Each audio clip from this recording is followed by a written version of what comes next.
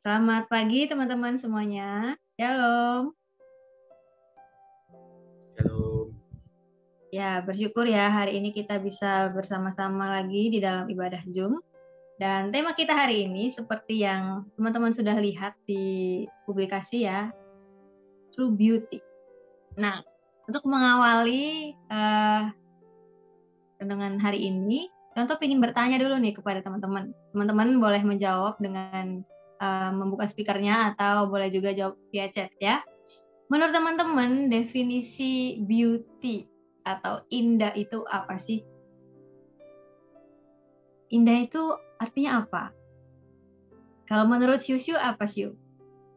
Beauty atau indah itu apa sih artinya? Sesuatu yang estetik. Oke. Sesuatu yang estetik. Nggak ada yang chat. Menurut Eugene, indah itu cantik. Ya, oke. Sekarang contoh pengen dengar dari sudut pandang yang laki-laki nih. Kalau menurut Kevin Christian, beauty atau indah itu apa sih, Kevin? Kalau menurutku sih indah ya. Yang membuat kita merasa terkagum-kagum mungkin. Oke, sesuatu yang buat kita merasa terkagum-kagum. Kalau menurut Semi, indah itu apa, Sam? Yang membuat kita percaya diri.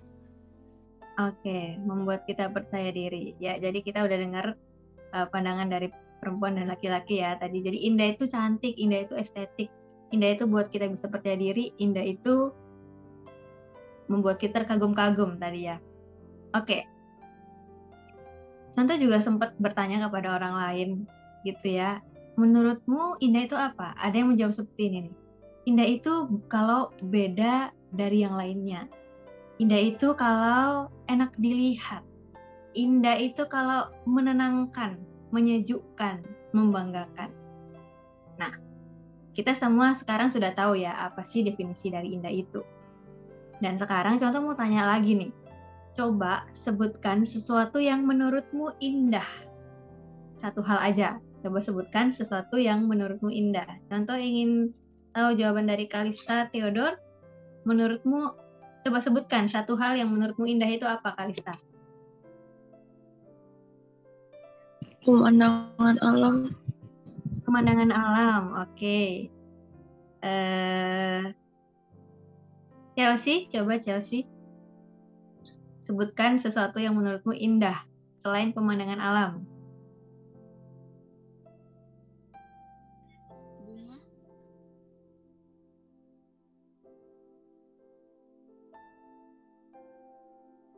Apa Chelsea? Boleh Bunga. dibuka speakernya? Bunga. Bunga, oke. Kalau menurut Keke, coba apa yang menurutmu indah? Sebutkan sesuatu yang menurutmu indah, Keke. Boleh chat atau buka speakernya. Halo, Keke. Sebutkan sesuatu yang menurutmu indah. Selain yang sudah disebutkan teman kita ya, pemandangan alam dan selain bunga.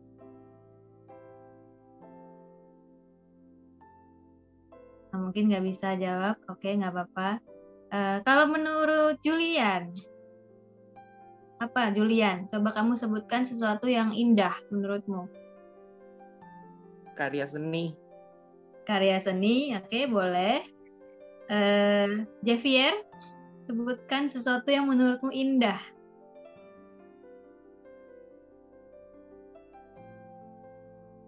Halo Jeff, bisa sebutkan satu hal saja.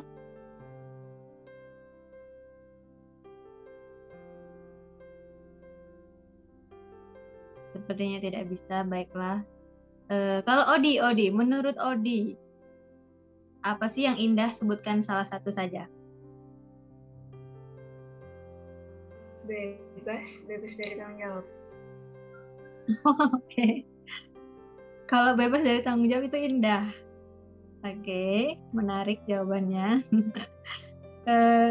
Kalau Juniko. Sebutkan sesuatu yang menurutmu indah. Apa Juniko?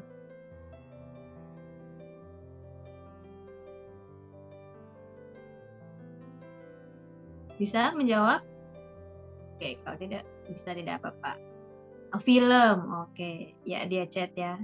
Film itu indah. Oke, ya kita sudah mendapat beberapa jawaban ya dari teman-teman kita. Ada yang menjawab bunga, pemandangan alam, film. Kalau bebas dari tanggung jawab, indah bebas gitu ya. Mungkin ada di antara kalian juga yang punya jawaban bahwa gadget itu indah, atau berlian itu indah, atau idola, artis idola itu indah, menawan begitu ya. Nah, teman-teman, kalau teman-teman ngelihat sesuatu yang indah, atau ketika kalian ketemu dengan sesuatu yang indah itu, apa sih biasanya respon kalian? Kalau Jeffrey, apa Jeff? Responmu ketika kamu melihat sesuatu yang indah atau ketemu dengan sesuatu yang indah itu, responmu apa? Kagum cak itu lah sih, kagum cak, wah cak itu wow. Oke, merasa kagum, wow gitu ya. Kalau Clarissa, apa responmu ketika kamu melihat atau ketemu sesuatu yang indah?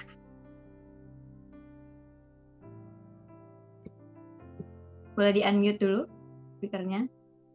Clarissa Beryl.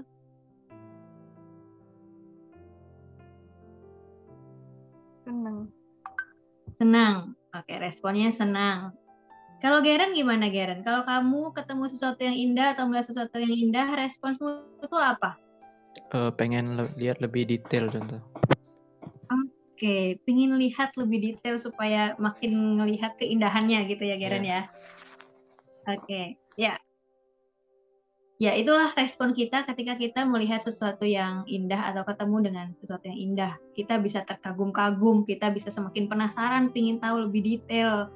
Seindah apa sih itu, sesuatu itu gitu ya. Kita ngerasa senang, kita bisa merasa terpukau, terpesona begitu ya teman-teman. Nah, memang sesuatu yang indah itu biasanya akan kita kagumi ya. Bisa juga kita banggakan. Dan kalau memang sesuatu yang indah itu memang sangat berkesan buat kita, kita bisa jaga itu supaya keindahannya ya nggak pudar gitu ya, supaya keindahannya nggak pudar. Tadi kan macam-macam ya sesuatu yang kita anggap indah. Tadi ada pemandangan, ada bunga, ada barang-barang juga, film, atau tadi yang contoh sebutkan ada berlian, macam-macam, atau idola. Kita menganggap itu indah. Kemudian kita terpesona, kita kagum akan itu, dan kita bisa menjaga itu supaya jangan sampai keindahannya pudar. Tetapi, apakah hal-hal yang kita sebutkan tadi itu adalah keindahan yang sejati? Sebenarnya, siapa sih sesungguhnya pribadi indah yang layak untuk kita kagumi terus-terusan? Apakah idola kita, entah itu artis atau K-pop atau hal-hal yang lain? Menurut teman-teman, siapa sesungguhnya pribadi indah yang layak untuk kita kagumi terus-terusan?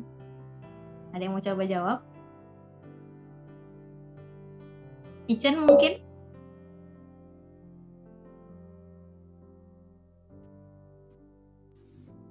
Tuhan Yesus. Ya, tepat sekali Ichen.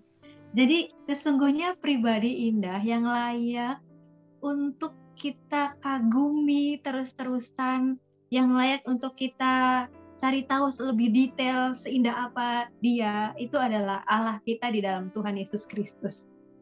Nah, selanjutnya mari kita bertanya lagi, apa sih yang membuat Allah di dalam Tuhan Yesus Kristus itu bisa kita sebut sebagai true beauty, keindahan yang sejati itu? Kenapa kok dia adalah pribadi yang seperti itu?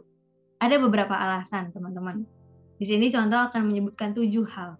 Yang pertama, karena dia itu baik. Yang kedua, karena dia itu dapat dipercaya. Yang ketiga, karena dia itu murah hati. Yang keempat, karena dia itu kasih. Yang kelima, karena dia itu kudus. Yang keenam, karena dia mengorbankan dirinya. Dan yang ketujuh, karena dia mengubahkan. Nah, sekarang kita akan membuka Alkitab kita, melihat apa sih buktinya bahwa benar Tuhan itu baik. Apa buktinya bahwa benar Allah yang kita sembah dalam Tuhan Yesus Kristus itu adalah kasih. Nah, sekarang teman-teman silakan siapkan Alkitabnya masing-masing. Nanti contoh akan meminta bantuan kalian untuk membacakan beberapa ayat secara bergantian ya. Jadi silakan standby dengan Alkitabnya. Boleh Alkitab fisik ataupun Alkitab yang ada di handphone mungkin ya. Pertama kita akan buka dari Matius 5 ayat 45. Kita mau lihat Allah itu baik, apa buktinya gitu ya. Minta Syusyu bacakan untuk kita. Matius 5 ayat 45.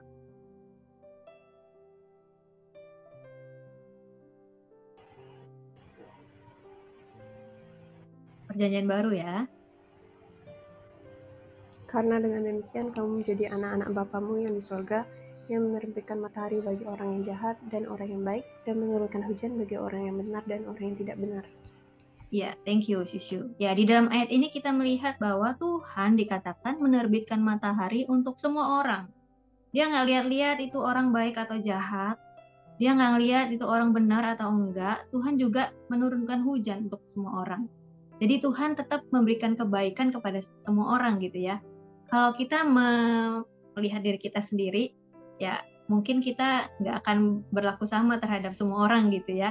Kita hanya baik kepada orang yang baik kepada kita. Tetapi Tuhan nggak kayak gitu teman-teman. Tuhan baik kepada semua orang. Itulah buktinya bahwa Tuhan itu memang baik. Karena Tuhan itu baik, makanya dia layak untuk kita kagumi. Dia layak untuk kita pesonakan begitu ya. Kita anggap luar biasa gitu. Sekarang kita melihat apa buktinya bahwa yang kedua tadi Allah itu dapat dipercaya. Kita buka sekarang di Perjanjian Lama. Dari Ulangan pasal yang ke-7 ayat yang ke-9.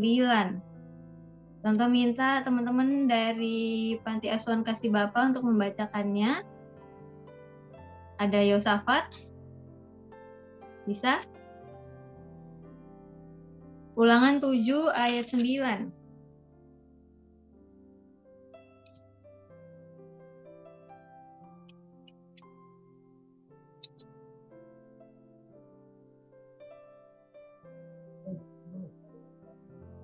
Apakah bisa? Sebab itu haruslah kau ketahui bahwa Tuhan Allahmu dialah Allah, Allah yang setia, yang memegang perjanjian dan kasih setianya terhadap orang yang taat kepadanya dan berpegang pada perintahnya sampai kepada beribu-ribu keturunan. Oke, thank you Safa. Selanjutnya dilanjutkan Christian bacakan Yosua 1 ayat 3.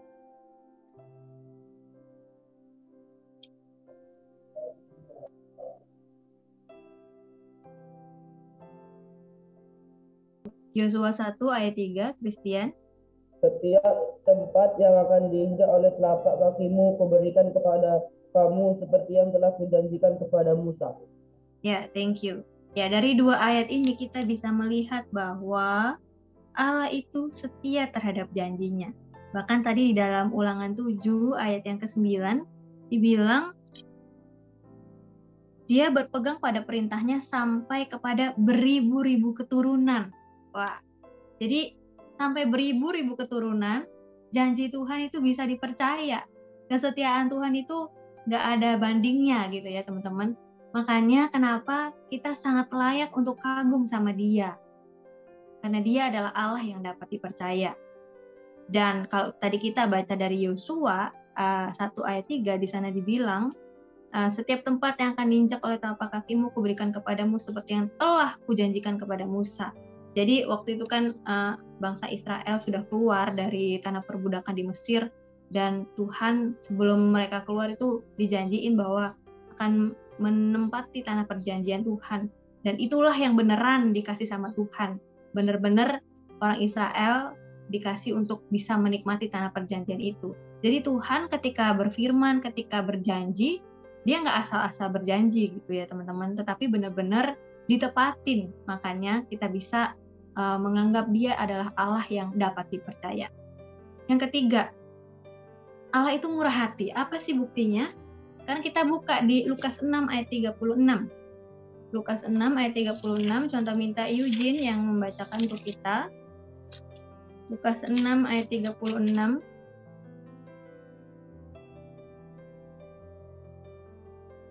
Perjanjian baru. Hendaklah kamu murah hati, sama seperti Bapamu adalah murah hati. Karena itu, hendaklah kamu berbelas kasihan, sama seperti Bapamu yang juga penuh dengan belas kasihan. Hendaklah kamu berpengasihan, sama seperti Bapamu juga berpengasihan. Oke, thank you Eugene. Ya, jadi firman Tuhan sangat jelas bilang bahwa Bapa kita yang kita sembah itu adalah Bapa yang murah hati. Dalam hal kalau kita melihat di dalam Lukas pasal 6 ini, perikopnya itu judulnya Kasihilah Musuhmu. Jadi dalam hal mengasihi musuh, Allah itu murah hati, begitu ya. Kalau kita baca Roma 5 ayat 8 sekarang, contoh minta Julian yang membacakannya untuk kita. Roma 5 ayat 8. Masih perjanjian baru, Roma 5 ayat 8.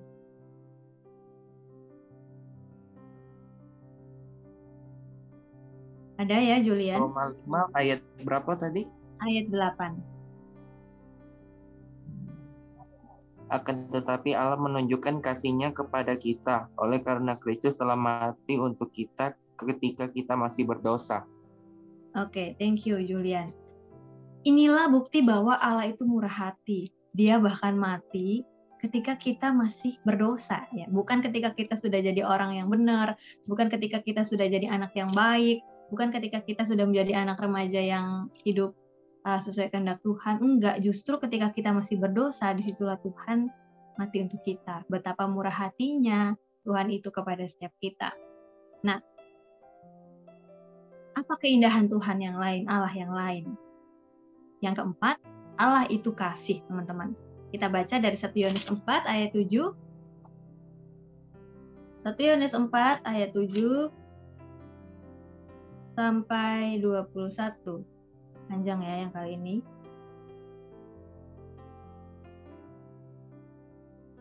Contoh minta Sylvia yang membacakannya. 1 Yohanes 4 ayat 7 ayat 10 sampai 11 saja. 1 Yohanes 4 ayat 10 dan 11.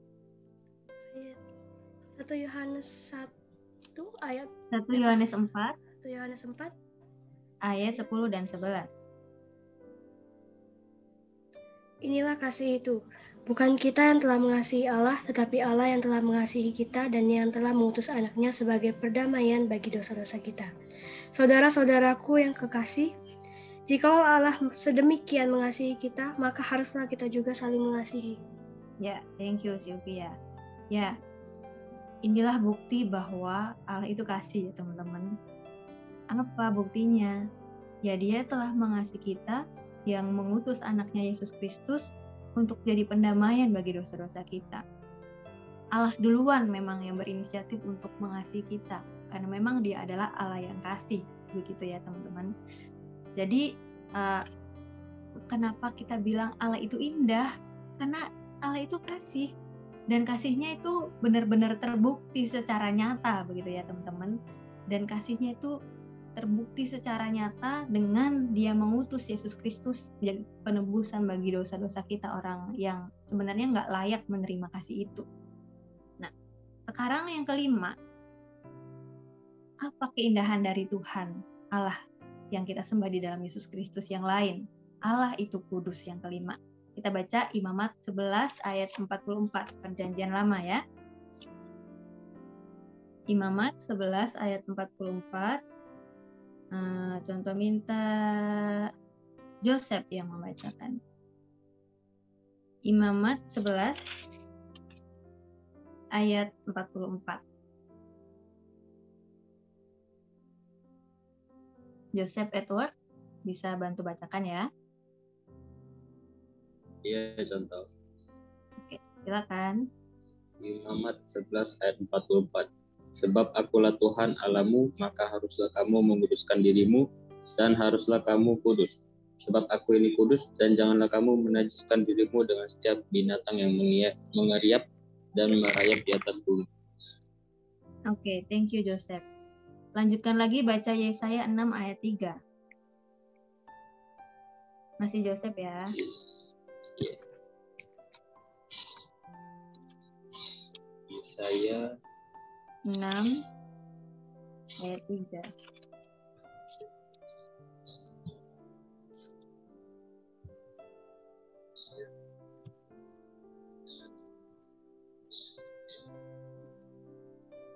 Yesaya 6 ayat 3, dan mereka berseru seorang kepada seorang, katanya, kudus, kudus, kuduslah Tuhan semesta alam, seluruh bumi penuh kemuliaannya. Oke, thank you Joseph. Ya, jadi firman Tuhan sendiri yang mengatakan bahwa Allah itu adalah Allah yang kudus. Teman-teman, kalau kudus itu artinya tidak bercela ya, tidak bercacat celah. Sesuatu yang bercela, yang cacat itu kan nggak akan kelihatan indah ya. Misalnya kalau kita beli baju gitu ya, terus ada cacatnya, pasti kita nggak mau dong beli itu kan, nggak mau ngambil itu kan. Kita pasti milih yang tanpa cacat, tanpa celah. Nah, Allah yang kudus itu juga adalah Allah yang tanpa cacat dan tanpa celah. Dia adalah Allah yang kudus dan kekudusannya itu sungguh indah untuk kita nikmati. Dan kita juga dipanggil untuk menjadi orang-orang yang kudus karena Allah yang kita sembah adalah Allah yang kudus. Oke, yang keenam, keindahan lain dari Allah yang kita sembah dalam Tuhan Yesus Kristus itu apa? Allah itu mengorbankan dirinya. Kita baca dari Filipi 2 ayat 6 sampai 11. Filipi 2 ayat 6 sampai 11. Contoh minta Nicholas Hidayat yang membacakan ayat ini ya. Filipi 2 ayat 6 sampai 11.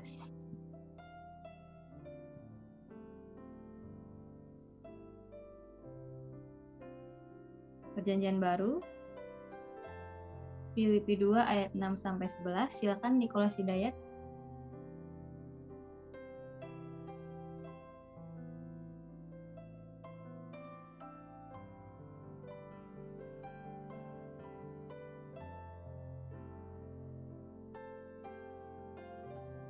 Apakah bisa, Nicholas? Niko?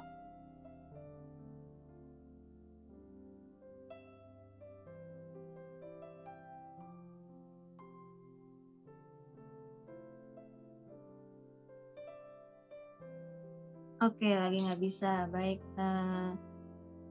Garen deh bantu bacakan untuk kita. Filipi 2 ayat 6 sampai 11. Filipi 2 ayat 6 sampai 11. Yang walaupun dalam rupa Allah tidak menganggap kesetaraan dalam Allah itu sebagai milik yang harus dipertahankan, melainkan telah mengosongkan dirinya sendiri dan mengambil rupa dalam seorang hamba dan menjadi sama dengan manusia. Dan dalam keadaan sebagai manusia, ia telah merendahkan dirinya dan taat sampai mati, bahkan sampai mati di kayu salib. Itulah sebabnya Allah sangat meninggikan dia dan mengaruniakan kepadanya nama di atas segala nama, supaya dalam nama Yesus bertekuk lutut segala yang ada di langit dan segala yang ada di atas bumi dan segala yang di bawah bumi, dan segala lidah mengaku Yesus Kristus adalah Tuhan bagi kemuliaan Allah Bapa. Ya, terima kasih Garen. Jadi dari ayat ini kita bisa melihat bahwa Yesus yang adalah Allah, yang adalah Tuhan itu, dia rela meninggalkan segala keindahannya, segala kemegahannya sebagai Tuhan, dan dia merendahkan diri menjadi sama dengan kita manusia. Dia mengorbankan dirinya untuk kita, orang yang berdosa. Harusnya kalau kita punya kekuasaan, biasanya ya, kalau kita punya kekuasaan, itu kita akan jaga dan kita akan pertahankan itu sebisa mungkin. Sebisa mungkin jangan sampai kita lepas kekuasaan itu, lepas dari hidup kita kayak gitu ya. Tetapi nggak demikian dengan Allah kita di dalam Tuhan Yesus Kristus, teman-teman. Dia rela meninggalkan itu, merendahkan diri menjadi sama dengan manusia demi kita, supaya dia bisa mengorbankan dirinya untuk kita orang-orang yang berdosa. Betapa indahnya hal itu kan teman-teman, ketika Allah itu mau mengorbankan dirinya buat kita orang yang berdosa. Tadi kan ada yang berpendapat indah itu kalau beda dari yang lain. Nah, dalam hal ini kita bisa melihat bahwa memang Allah kita yang kita sembah dalam Tuhan Yesus Kristus itu beda dengan Allah-Allah yang lain. Kalau Allah-Allah yang lain, tidak ada yang mau mengorbankan dirinya untuk umatnya begitu ya. Yang ada malah umat harus memberikan korban-korban untuk mereka, untuk ilah-ilah yang mereka sembah. Allah kita tidak seperti itu. Allah kita justru mengorbankan dirinya untuk kita, orang yang berdosa, supaya kita ini diselamatkan, supaya kita ini bisa punya hubungan yang intim lagi dengan Allah. Jadi itulah keindahan dari Allah kita yang kita sembah dalam Yesus Kristus. Dia mengorbankan dirinya untuk kita. Yang terakhir teman-teman, apa keindahan dari Allah kita yang kita sembah dalam Tuhan Yesus Kristus itu? Allah itu mengubahkan. Mari kita buka di dalam Kolose 3 ayat 5 sampai 17. Kolose 3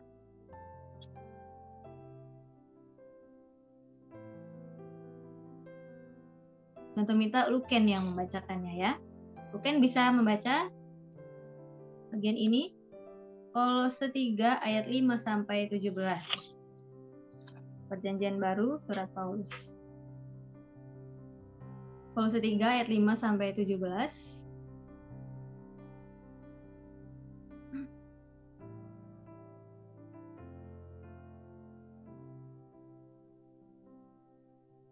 Halo Luken?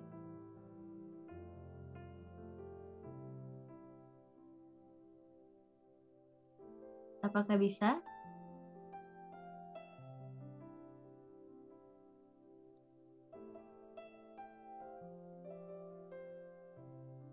Oke, mungkin Siu boleh bantu deh, Siu.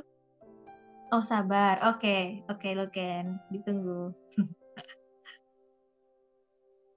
Oh, mic-nya bermasalah. Oke, baik, berarti tidak bisa ya. Siu deh bantu untuk bagian ini. Tolong dibacakan Kolose 3 ayat 5 sampai 17.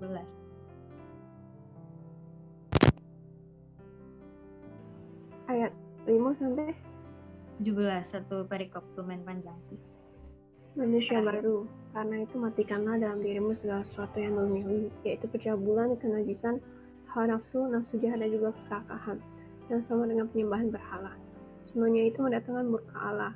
Dahulu kamu juga melakukan hal-hal itu ketika kamu hidup di dalamnya. Tapi sekarang buanglah semuanya ini, yaitu marah, geram, kejahatan, fitnah, dan kata-kata kotor yang keluar dari mulutmu. Jangan lagi kamu saling mendustai, karena kamu telah menanggalkan manusia lama serta kelakuannya, dan telah mengenakan manusia baru yang terus-menerus diperbaharui untuk memperoleh pengetahuan yang benar menurut gambar kaliknya. Dalam hal ini tiada lagi orang Yunani atau orang Yahudi, orang bersunat atau tak bersunat, orang barbar atau orang skit, budak atau orang merdeka. Tapi Kristus adalah semua dan di dalam segala sesuatu. Karena itu sebagai orang-orang pilihan Allah yang dikuduskan dan dikasihinya, kenakanlah belas kasihan, kemurahan, kerendahan hati, lemah lembutan, dan kesabaran. Sabarlah kamu seorang terhadap yang lain, dan ampunilah seorang akan yang lain apabila yang seorang menaruh dendam terhadap yang lain. Sama seperti Tuhan telah mengampuni kamu, kamu perbuat jugalah demikian. Dan di atas semuanya itu, kenakanlah kasih sebagai pengikat yang mempersatukan dan menyempurnakan. Hendaklah damai sejahtera Kristus memerintah dalam hatimu, karena untuk itulah yang kamu telah dipanggil menjadi satu tubuh, dan bersyukurlah. Hendaklah perkataan Kristus diam dengan segala kekayaannya di antara kamu, sehingga kamu dengan segala hikmat mengajar dan menegur seorang akan yang lain, dan sambil menyanyikan mazmur dan puji-pujian dan nyanyian rohani, kamu ucap syukur kepada Allah dalam hatimu. Dan segala sesuatu yang kamu lakukan dengan perkataan atau perbuatan, lakukanlah semuanya itu dalam nama Tuhan Yesus, sambil mengucap syukur oleh Dia kepada Allah Bapa kita. Ya, thank you Siu. Ya, jadi kalau di dalam Kristus kita disebut sebagai manusia baru ya. Manusia baru itu berbeda dengan manusia lama. Dikatakan kalau manusia lama itu punya sifat-sifat yang bersifat duniawi begitu ya. Kalau di ayat 5 dikatakan segala sesuatu yang duniawi, yaitu percabulan, kenajisan, hawa nafsu, nafsu jahat, keserakahan, penyembahan berhala, marah, geram, kejahatan, fitnah, kata-kata kotor, dan lain-lain. Itu adalah manusia lama. Dan ya setiap orang punya kecenderungan untuk ya punya sifat yang duniawi ini gitu ya teman-teman. Tetapi Allah kita di dalam Tuhan Yesus Kristus itu sanggup mengubahkan kita. Kalau kita memberi diri kita untuk diubahkan oleh Tuhan, Dia sanggup mengubahkan kita. Kita menjadi orang-orang yang berbeda di dalam manusia baru. Di ayat 12 dikatakan, orang-orang yang penuh belas kasihan, penuh kemurahan, kerendahan hati, kelemah lembutan, kesabaran, yang mengampuni orang terhadap yang lain, dan lain-lain.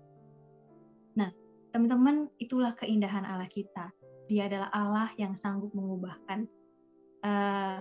Kita pasti senang kan kalau ketemu dengan orang yang punya sifat-sifat yang baik tadi. Bukan manusia lama, tetapi yang sudah menjadi manusia baru. Dan itulah yang sanggup Allah kerjakan di dalam Tuhan Yesus Kristus bagi kita yang percaya kepadanya. Nah, teman-teman yang dikasih oleh Tuhan, Allah kita yang kita sembah di dalam Tuhan Yesus Kristus itu adalah pribadi yang indah. Pribadi yang benar-benar keindahannya sejati gitu ya, true beauty. Dan kita sudah melihat apa saja tadi keindahan dari Allah kita di dalam Tuhan Yesus Kristus itu. Dia adalah Allah yang baik, Dia adalah Allah yang dapat dipercaya, Dia adalah Allah yang murah hati, Dia adalah Allah yang kasih, yang kudus, yang mengorbankan dirinya dan bahkan sanggup mengubahkan kita menjadi manusia-manusia baru yang semakin serupa dengan Kristus. Nah, teman-teman yang dikasih oleh Tuhan, jadi kalau misalnya ditanya lagi, siapa sih true beauty yang layak untuk kita kagumi lebih dari yang lainnya di dunia ini? Jawaban kita sama ya, Dia adalah Allah yang kita sembah di dalam Tuhan Yesus Kristus. Jadi teman-teman, contoh mengajak untuk kita semua, yuk kagumi Sang true beauty itu, yaitu Allah yang kita sembah di dalam Tuhan Yesus Kristus itu lebih dari yang lain. Kagumi Allah yang kita sembah di dalam Tuhan Yesus Kristus itu lebih dari apapun yang kita lihat indah di dunia ini. Lebih dari gebetan mungkin, lebih dari pacar kalian mungkin, lebih dari tadi pemandangan alam, lebih dari film, lebih dari kebebasan tadi, lebih dari berlian mungkin, lebih dari artis atau tokoh-tokoh idola kalian yang ada di dunia ini. Jadi contoh mengajak kita untuk semakin mengagumi Allah kita itu karena Dia adalah true beauty itu. Dia adalah keindahan yang sejati itu. Dan seperti yang tadi Garen bilang ya, kalau misalnya lihat atau ketemu sesuatu yang indah, pasti akan penasaran, pingin tahu lebih detail tentang dia atau tentang hal itu. Nah, biarlah itu juga yang jadi kerendian kita ya teman-teman. Kita semakin penasaran sama Tuhan. Kita semakin mau tahu lebih dalam tentang Tuhan dalam hidup kita. Jadi kalau semakin kita mau mengenal Tuhan lebih dalam, maka semakin kita akan melihat keindahan Tuhan itu dalam hidup kita. Dan ya sekali lagi contoh mau mengajak kita semua untuk yuk kagumin Allah yang kita sembah di dalam Tuhan Yesus Kristus lebih dari yang lain. Amin. Mari kita bersatu di dalam doa. Bapa yang baik, kami sungguh mengucap syukur untuk hari ini. Kami telah diberkati oleh kebenaran firman Tuhan yang mengingatkan kami betapa indahnya Allah yang kami sembah dalam Tuhan Yesus Kristus. Tolong kami ya Tuhan untuk kami terus mengagumi Engkau lebih dari yang lain, dan tolong kami ya Tuhan untuk punya kerinduan yang dalam untuk semakin mengenal Tuhan, semakin melihat keindahan Tuhan dalam hidup kami. Biarlah Engkau yang terus menolong setiap kami menjalani hari-hari kami sesuai dengan kehendak-Mu. Di dalam nama Tuhan Yesus kami berdoa dan kami mengucap syukur. Amin. Ya, saya kembalikan kepada Baik, terima kasih buat contoh Yohana yang sudah menyampaikan firman Tuhan tadi. Sekarang kita akan masuk ke sesi tanya jawab. Nanti buat teman-teman yang punya pertanyaan boleh langsung ketik cari di kolom partisipan, ada namanya Q&A. Nanti Semi akan mengubah namanya jadi Q&A. Apakah ada pertanyaan yang masuk? Oke, contoh ada pertanyaan yang masuk ini. Contoh, cara mengindahkan Tuhan Yesus itu dengan cara melakukan kehendaknya kan? Cara apa? Cara mengindahkan Tuhan Yesus itu dengan cara melakukan kehendaknya kan? Ya. Mengindahkan berarti kan membuat Tuhan Yesus jadi indah gitu ya pertanyaannya. Jadi kalau contoh jawab ya, sebenarnya Tuhan Yesus sendiri tuh udah indah. Kita nggak perlu melakukan sesuatu supaya Tuhan jadi lebih indah. Dia sudah indah pada dirinya sendiri sih. Kalau ketika kita mau melakukan kehendak Tuhan, itu bukan untuk membuat Tuhan jadi lebih indah atau menjadi indah. Tetapi kalau kita melakukan kehendak Tuhan itu adalah karena kita berespon atas kebaikan Tuhan yang sudah Tuhan nyatakan dalam hidup kita. Jadi kayak ucapan syukur kita kepada Tuhan karena Dia sudah baik banget sama kita, makanya kita melakukan apa yang Tuhan kehendaki. Kayak gitu sih jawabannya, Sam. Apakah menjawab? Jadi Tuhan itu sudah indah pada dirinya sendiri, nggak perlu kita melakukan apapun untuk membuat Dia menjadi lebih indah, gitu ya. Ada pertanyaan lain?